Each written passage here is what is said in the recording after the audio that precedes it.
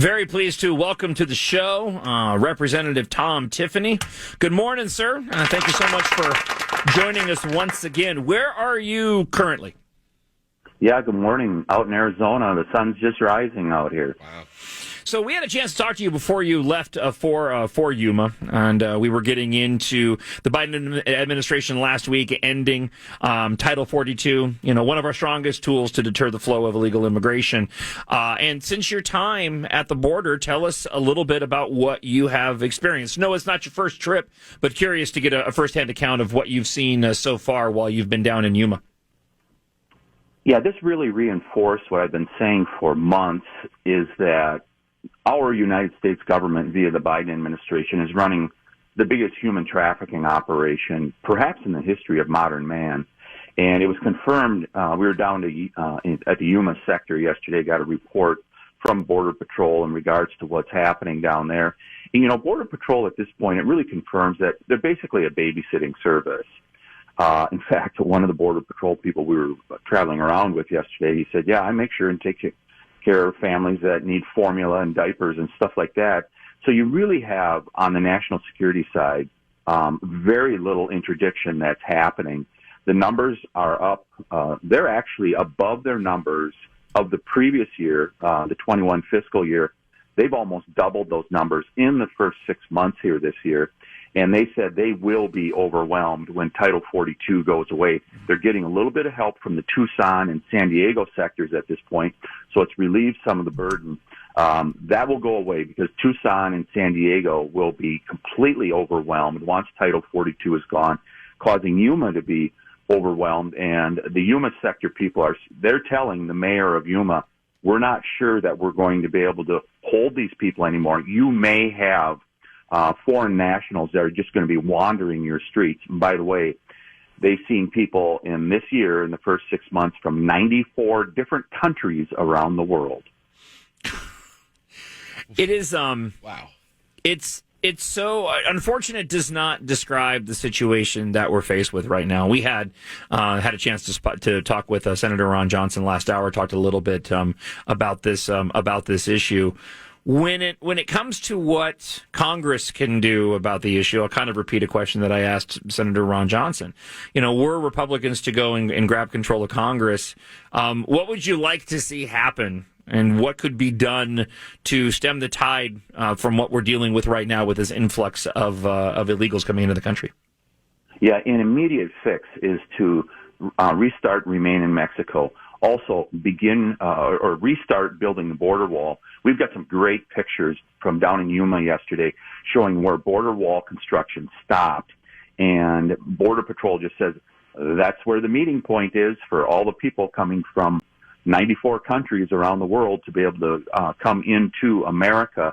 And so it's really simple. Remain in Mexico should be reinstated. Start building the border wall and stop catch and release, where we simply let people come into our country without reviewing who they are. The national security concerns here are just off the charts. Do you have any sense? There was a tweet here that I was looking at from one of our listeners, Narn Fan. He writes, this didn't get a lot of attention, but the Secretary of State went to Panama to see what they were going to do about all the immigrants going through the Darien Gap if they drop Title 42. Hundreds die in that area every week. And it just got me thinking, with the border situation being what it is, the border policy being what it is, which does encourage more migration, does encourage more illegal migration, does encourage more trafficking. Is there any sense or any data out there to give us an idea of how many people die, not getting into the but on the way, between that migration from South America, Central America through Mexico, by the time they get to the border? I mean, how many deaths are we looking at on a regular basis with the policies being what they are?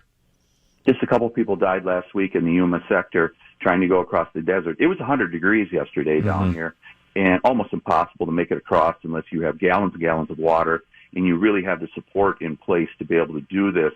The Darien Gap, which I was down there, as you guys know, a year ago, the estimate that from the villagers down in Bajo Chiquito, right off the edge of the Darien Gap, they estimate about 10% of the people do not make it through. So think about it. We are told to be compassionate as Republicans. There is nothing compassionate about what Joe Biden did on January 20th of 2021 when he put the poll in place that said to all these people, come to America. And you have, thousands, hundreds of thousands of people that are coming to America that would not have done that without the change in policies. There's absolutely nothing compassionate about it. And they're causing hundreds, if not thousands of people to die on their way trying to get to America. And what sometimes they think is going to be a better life, that's why they want to come here. For many, they end up not experiencing a better life because they end up in gangs or dying. Sexual abuse is common by the drug lords who control the southern border. By the way, I talked to a couple people down there yesterday who were coming into the country. They're paying at least $5,000 per person to the drug lords to be able to get into our country. There's nothing compassionate about any of this. Yeah.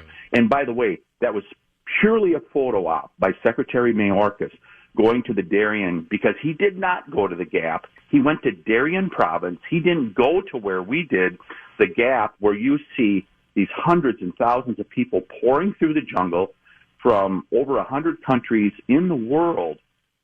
I mean, it's purely a photo op. What's going to remain of your visit down there when you heading back? Yeah, so we're wrapping up today, and we'll be back home here later today. So we pretty much got things wrapped up. One more meeting with Sheriff Lamb down here from Pinal County, and man, he just tells the stories about the drugs that are rolling in. I mean, you guys have seen the data. Over 100,000 deaths from drug overdoses in America last year. First time our country ever hit that number. And much of it is due to fentanyl. And he sees that fentanyl coming in. And as he says, the fentanyl comes in our front door here in Arizona, but it's ending up in your backyard in Minnesota, Wisconsin, places like that, killing. And it really isn't drug overdoses anymore. I think we talked about this last week. It's poisoning. And the Chinese and the Mexican drug lords, they're sending this into our country, poisoning our people. I mean, it's just dreadful. And I'm just going to share one final thought with you guys. Where are the Democrats?